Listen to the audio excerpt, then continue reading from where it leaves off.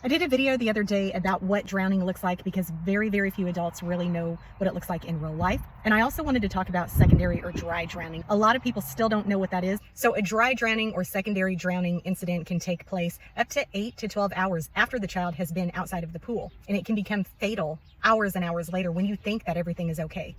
Here's how it happens. If a child has a near drowning event where maybe they're playing in the pool and they aspirate water in their lungs, either from a true, very scary near drowning event where you find them under the water or at the bottom of a hot tub, all the way to they're just playing around underwater and they come up coughing and gagging and gasping for air, maybe even vomiting up water. Now, a lot of times kids, especially when they're beginner swimmers, will sometimes accidentally swallow or kind of breathe water and get choked up and have cough and sputter for a few seconds. That's not uncommon. This type of event will be scary. It'll be significant. It will be excessive coughing. It may last for minutes. It will be excessive gasping. It's a scary event, one that probably will stop your heart if you're watching, and will be scary and panicked seconds to moments for them as well.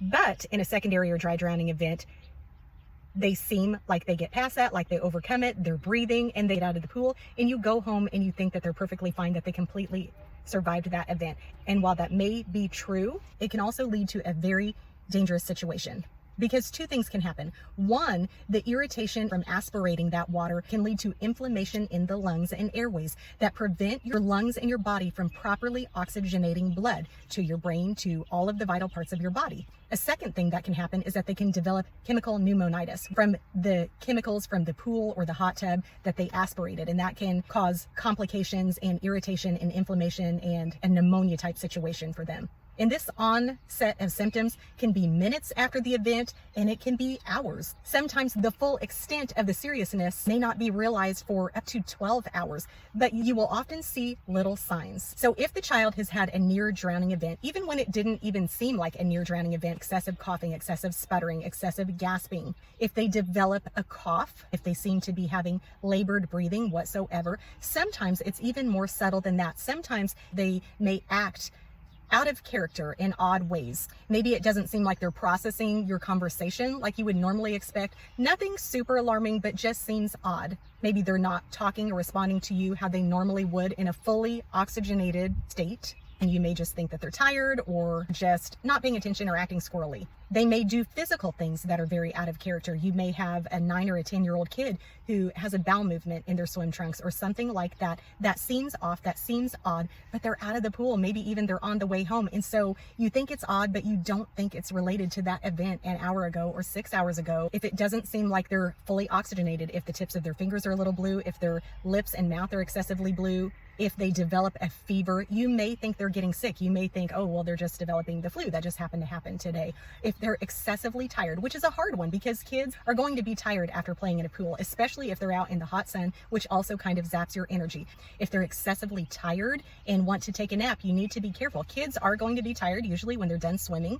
You need to keep a very close eye on them, especially when they're sleeping, if there's any foaming in or around the mouth. But if you notice a strange energy level, any type of personality changes, anything that seems off that you may attribute to just being tired or just coming down sick, could seem like an illness, something with their breathing, something is just off. If they start experiencing any of these symptoms within the day where they were swimming and did have a near drowning event, then you need to be very cautious and get them to an emergency room because it can become a fatal event. If these changes are significant enough that you're seeing evidence of low oxygenation or these kind of inflammatory changes going on in their lungs and their ability to breathe, then there could be much more going on underneath the surface that you're unaware of, and those things can escalate pretty rapidly. And if they advance too far, they can be difficult for even a hospital to take those back down. Where if the oxygen level in your blood gets too low, sometimes that can cause significant damage. It can cause a heart attack. It can cause all kinds of things that are very dangerous and could very quickly become life-threatening.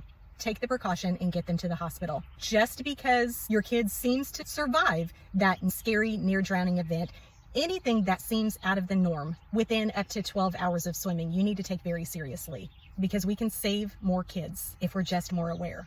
And this is why if you have a baby or a toddler that you're wanting to teach how to swim and you're just willing to let anyone kind of dunk them, maybe who doesn't have training, it's why it's so important, because you can't have the verbal communication with the baby or a small toddler like you may be able to ask older kids. You don't see as much of their personality to know if there is a big difference because you're not having a big conversation with them where you're getting feedback.